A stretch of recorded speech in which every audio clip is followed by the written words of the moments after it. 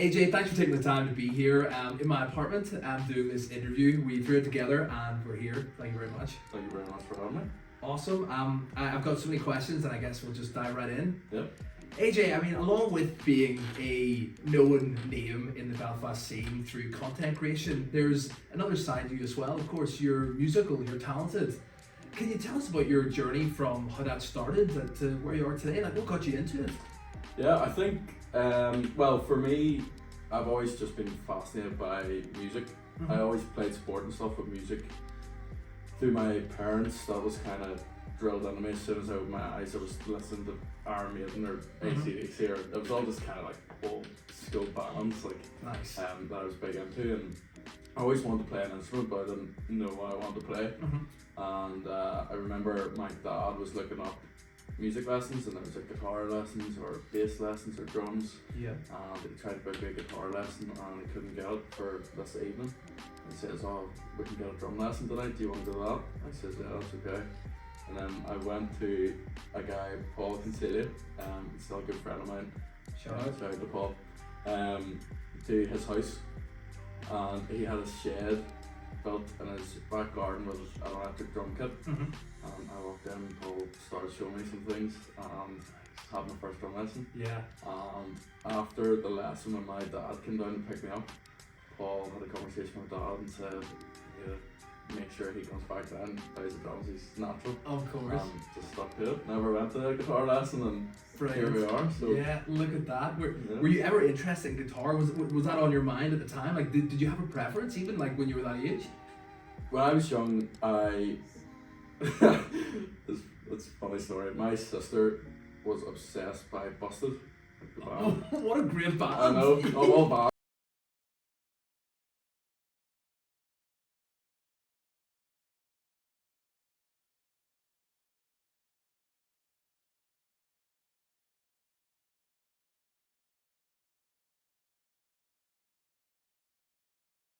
In the Odyssey years ago, like I was so young. I've been there too. Go on. Really? Yeah, It probably. was like 2005 or Yeah, something. It yeah, was yeah, so, yeah. and she brought me back like the DVD that they had of a concert, and I remember just That's standing. cool. Yeah, so every Christmas my parents bought me like a plastic guitar and Okay. a mic on Yeah. a stand. So and- every year you got that? Yeah. Okay, they were priming you? Yeah, because within the year it was broken, so Oh, I see. had to get a new one I every year. see. And I remember just standing in front of the TV watching this video of Busted, standing with my guitar on at the mic. Yes. I don't know why, I was just like so zoned in on it. I was That's so awesome. fascinated by it. Yeah. But I don't know, once I kind of played drums, I Yeah. just kind of got lost in it, and that was it. Good for you. And started Good for doing you. my drum grades and stuff. And Nice. What grade are you at? Did you follow that through? yeah, I've finished them all, so. Good stuff. Would you say then you're sort of at the point with drumming and music at large that it's like a language to you? You can just sort of pick it up and. Yeah. I went to, after I finished school, I went to Bangor Circ Uh-huh. and done music for my A levels. Lovely. And yeah, just started music for I think it was 2 years or 3 years. Just playing the drums, and then I picked up a bass for the first time.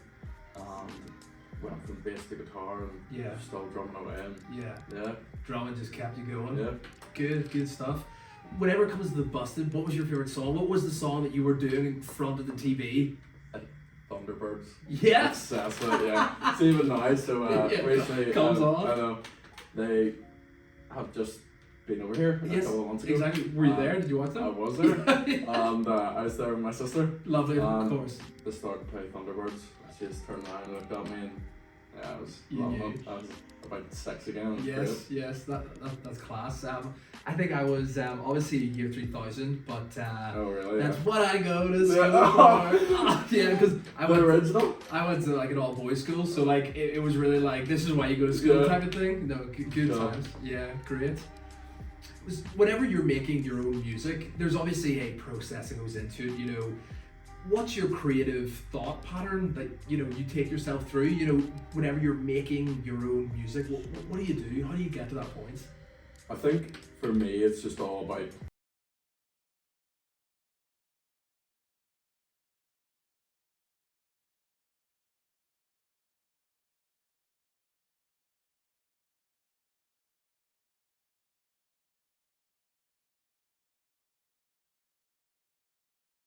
headphones in the CD player and play an album from start to finish. That's really cool. And obviously every song is different. The drums Yeah, and I yeah, just yeah. sit and play albums. So You'd be going along with it. yeah, That's awesome. I'm really good at picking stuff up. Uh-huh. So the likes of guitar and bass and stuff, I don't know any notes, Uh-huh. so I'm able to play it just by Go for it. hearing. Yeah.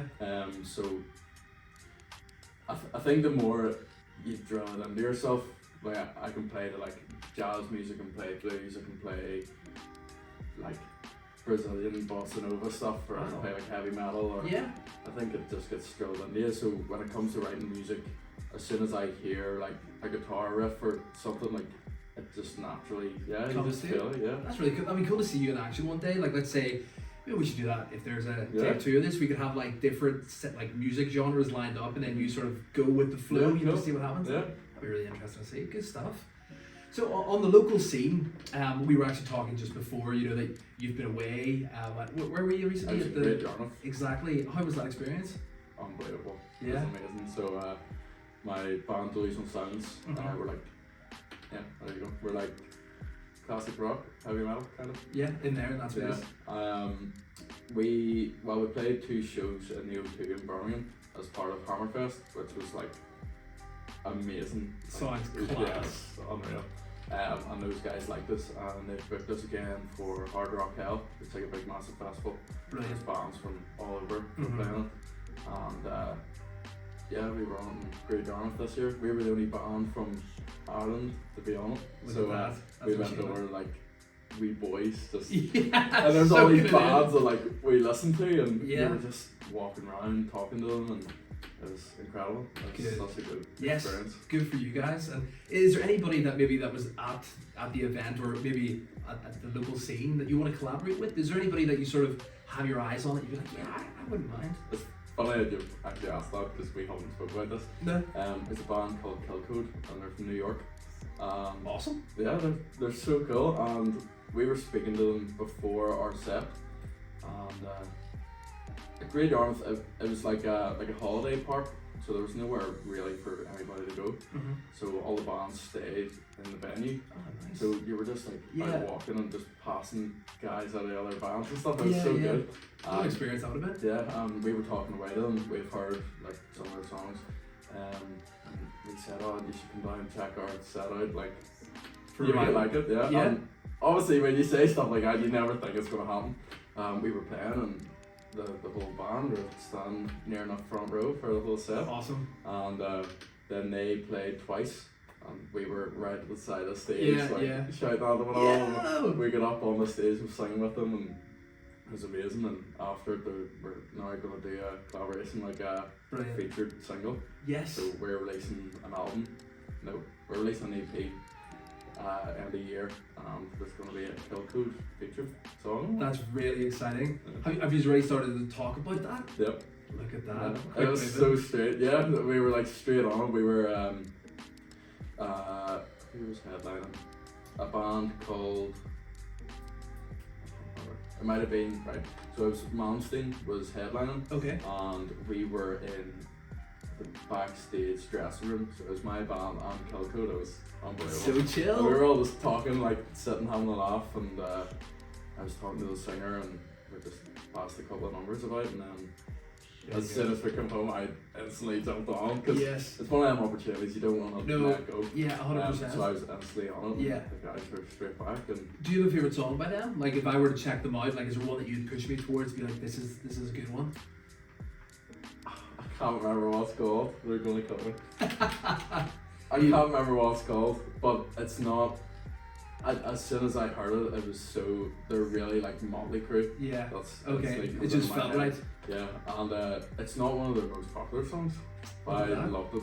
That's gonna annoy me. I can't find it. I Well, can't think of it. Maybe you'll come up later again, Yeah. or like tonight you're at home. We'll you're be like, back, and I'll just shout like the name of this song. Yeah, there it is. Oh. Yeah. Obviously, there's the content creation side as well, and you know I've seen a bit of your journey, but can you talk us through a bit about that as well? You know, obviously Belfast, brilliant city. You know, it is a bit of a small place, and male content creators aren't necessarily the norm. You know, there's a handful of them that we're probably all familiar with, and you fit right into that category. So how does that feel as a Belfast, Northern Ireland based content creator? It's amazing, but for me, like you're saying, male dominated content creators just isn't in the city of Belfast or Northern Ireland or Ireland as a whole. Neither is male modelling, and I've been a model from I was about 15. Absolutely, yes. And obviously there's not very many male models in the country. And then it was maybe this time last year I got into content creation. Okay. Like actually going out and working for brands and creating like really engaging content. And I just kind of fell into it from the modeling. So obviously modeling, you're working for different brands. It's a great fall. Yeah, I know. And remember my first content creation brand, they're a restaurant in Bangor and they're called Fat Bastard Burger. I actually know them. Yeah, and they're so good. But I remember I just messaged the Instagram, and obviously I didn't really have much of a following or anything. You gotta start somewhere. Yeah, and they were happy enough to take me in, and it was on a reel, and it was the first time I've ever like stood with a mic and spoke on camera. Yeah. It's usually like modeling, I'm okay being on camera and all, but Yeah. once you start speaking, it's completely different. Yeah. Well, look at us now. Yeah, I know, that's just strange. And yeah, like, see if you go back and watch it, it's the most awkward video you've ever watched. I will keep an eye out for that. Oh, like, and then we put that out and it done really well. And then I think we done a giveaway with them, and it was good. It's always good to push a bit of energy behind it Yeah, as well. and then from that, like, just more businesses and brands started reaching out, and I didn't really know what box I fit it in. I feel like you can be like a food content creator or like a travel, but Yeah. I just don't. Yeah. I just don't like all that. Anyway. I'm so with you with that. I Like, just be want to yourself. put my hand in everything. Yeah. So, like I said, I started with food. I still do food sometimes. Yeah, I'm with you. And then it just sort of takes off. I've done collaborations with Yes. a lot of brands from here, and Yes, absolutely. yeah, it's cool. Do you have a favourite one? Obviously, you've mentioned the one that started you off really, but Yeah. do you have a favourite one or one that evokes a certain happy memory that you worked with? There's so many. For me, there's a recent one I've started working with, Born and Bred, Yes. Belfast. And yeah, those guys are great. I think because on social media I don't put it on a front. What you see in social media is the way I am. Yeah. And like things I post, I'll just post them as I think them or say them or whatever. Yeah. And they just really like took that in and like appreciated it, and they loved it. Good. And I love all those guys in there, so they took me on and just do all their stuff as well. So like, Yeah, good for you. yeah, Exciting time. I love it. Yeah. It's so strange because like I've been working from I was 16. I was an engineer in a building site for like 3.5 years, There you go. and then I moved to like car dealers. Mhm. So I worked for Seat and I was a service advisor, Okay. and then I moved to Mercedes. Okay. And I thought, this is obviously as good a job I'm gonna get. This is Mercedes. Yeah, and obviously like my parents were absolutely buzzing for me to I'm be sure. working there. Yeah. I mean, it's such a great name. Yeah, and I think I kind of knew that it just wasn't the place for me. I think my parents knew. It wasn't like Okay. That's good though. yeah, the first sort of conversation where I was like, I don't want to work in Mercedes Yeah. anymore. I'm going to work on my phone, the like parents. social media. Yeah, it was Especially if you say it like that. yeah, oh, Yeah, and at that time as well, it's different yeah, nowadays. yeah. But But yeah, they just pushed me on, and good. yeah, That's what you it's want, good. you know, Yeah. cheerleaders, people to Yeah, support you. yeah, and they've always been like that. I think, even whenever I first started modeling, like I was still in school when I was modeling, and the hate and all, I used to get was Oh, it was yeah, sure. horrendous, and it was so bad. What school did you go to? I went to Mavilla in Newton Arts. Oh, okay, yeah. So I'm sure you probably got a bit of abuse from yeah, modeling. but it's not as rough as people say it is. It's a school at the end of the day. Yeah, I feel like 100%. all schools are the same. Yeah. I still got my GCSEs Absolutely. the same as everybody else. What you're saying there about, you reaching out and being seen online, there's a whole other world to being seen online. And if you don't mind, let's have a look behind the curtain, so to speak. I'm sure there's a lot of energy that goes on either in your DMs or in your comment section, because Belfast is such a small place, and seeing someone try to break through the ranks and make a name for themselves, there can be sunlight, but there can also be rain that comes at you. What has that experience been like for you, and how have you dealt with it? Yeah, I think people in Northern Ireland as a whole don't like seeing anything new unless it's massive already. So starting to, like, I didn't set out because I said to myself, oh, I want to be a model, like this is what I want to do. Yeah. Like, I done a photo shoot, put the videos out. At the time it was Facebook. Facebook was like Yeah, the way to go, and just play off from there. And I remember, I'm not too sure it was that long gap between putting the photos out and then it all starting where like my pictures were printed out and stuck all up over my school. Really? Or I'd done stuff, like I was 16, done stuff for Stone Island. Yeah. And I went into school and there was a group of guys that had printed out Stone Island badges. Yeah. And had pinned them to their blazers. Yeah. Like ran me up. Yeah. They're, like I say, Facebook was like the be all and end all. So there's people making memes out of my photos and like sharing stuff, and you're getting reach at least, yeah, you know? Yeah, for me, like I've always just kind of, even before modeling and all, I've always been really quiet. I never really had many friends or anything growing up, and so I was the one that like got picked on and people just slobber at and stuff like that. So yeah, I get that. That became like normal for me, and because I didn't really have any mates or anything, all I used to do was spend time with my parents. Just go out with my dad like every weekend. But my parents really sort of defined the way I look at people give me negative comments. Yeah. And I think from then you just kind of like, I don't want to be crazy and say, oh, I love it, but like, you know what I mean? You take it all in and it's you part use of it as, and it's amazing. Like,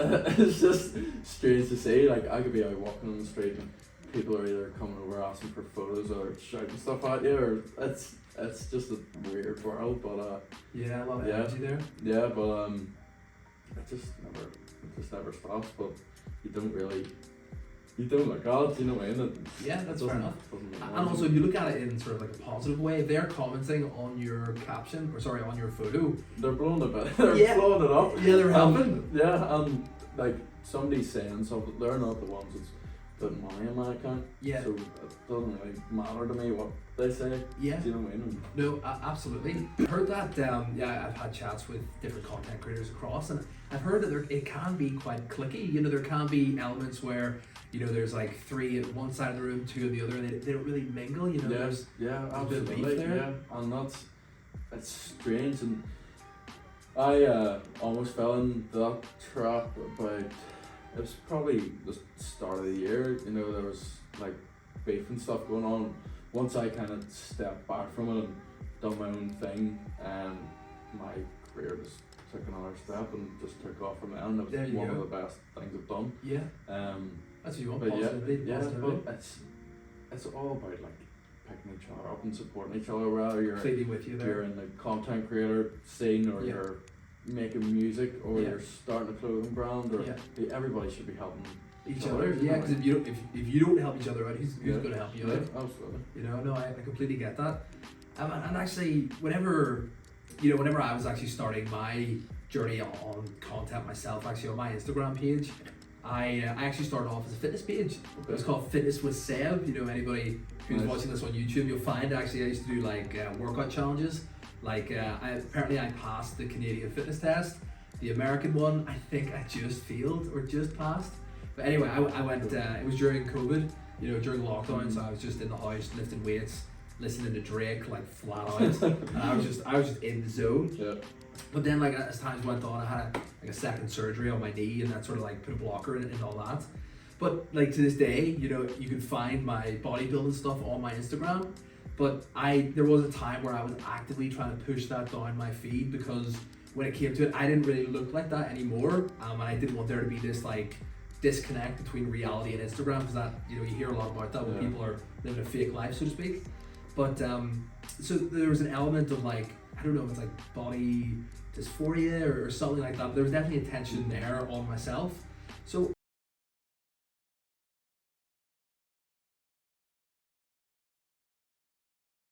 your skill is there's an element to that. So how did you find that across your journey, and have you ever had sort of negativity based around that?